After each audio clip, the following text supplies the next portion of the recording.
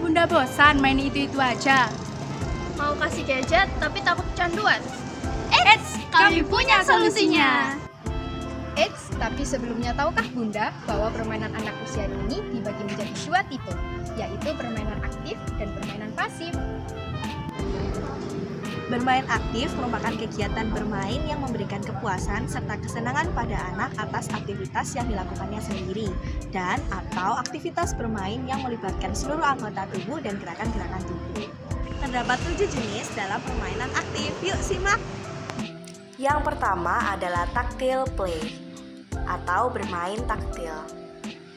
Taktil atau tekstur adalah nilai raba dari suatu permukaan benda seperti kasar, halus, licin, dan sebagainya. Stimulasi yang diberikan adalah rangsangan melalui sentuhan dan tekanan dan berfungsi melatih indera peraba. Yang kedua adalah functional play. Permainan ini dilakukan anak secara berulang-ulang dengan menemukan kesenangan dalam permainan dengan lingkungannya dan diharapkan dapat menjadi dasar bagi kemampuan motorik kasar yang lebih kompleks atau terintegrasi. Yang ketiga ada constructive play.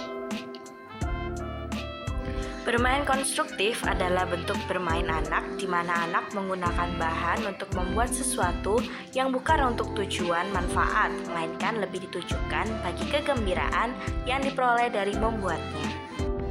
Bermain konstruktif juga merangsang kreativitas dan imajinasi anak karena anak harus mampu membayangkan bentuk-bentuk yang akan dibuatnya.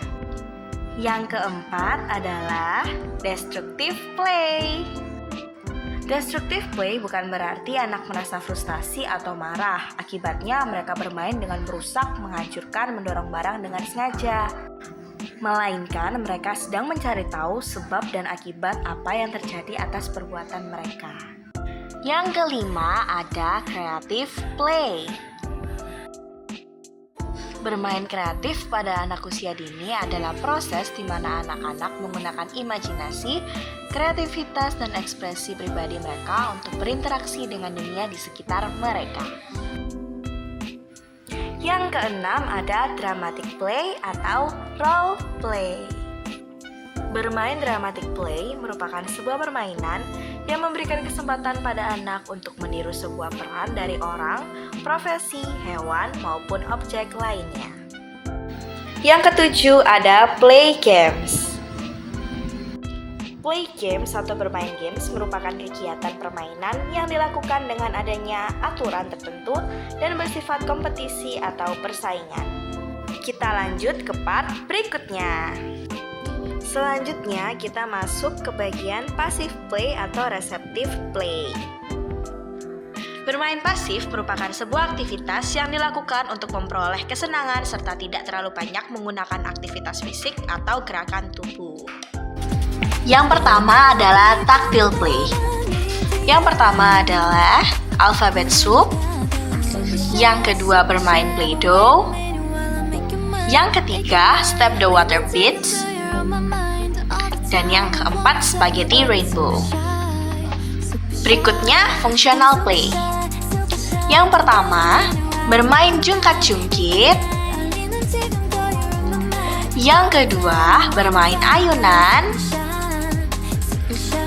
Yang ketiga menggelindingkan bola. Dan yang terakhir berwarnai dengan krayon. Selanjutnya constructive play.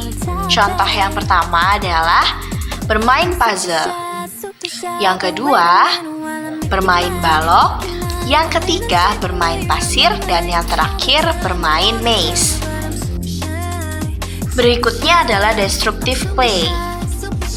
Contoh kegiatannya yang pertama adalah smashing eggshells.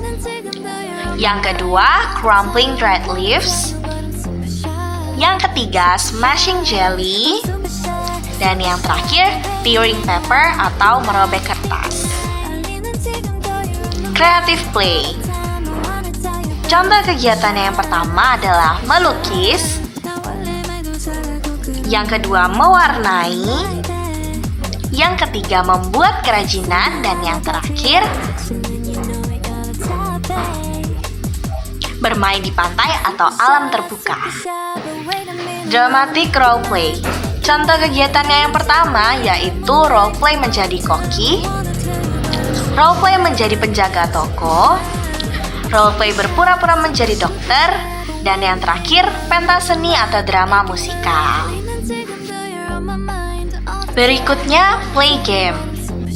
Bermain game online di bawah 2 tahun jangan dulu ya. Yang kedua gobak sodor, yang ketiga ekle, dan yang terakhir adalah dakon. Pasif atau receptive play. Kegiatan yang pertama yaitu membaca buku, membaca komik, menonton film, dan menonton perlombaan. Sekian dari kami mengenai jenis permainan dan contoh-contoh permainan yang dapat dilakukan pada anak usia dini. Terima kasih.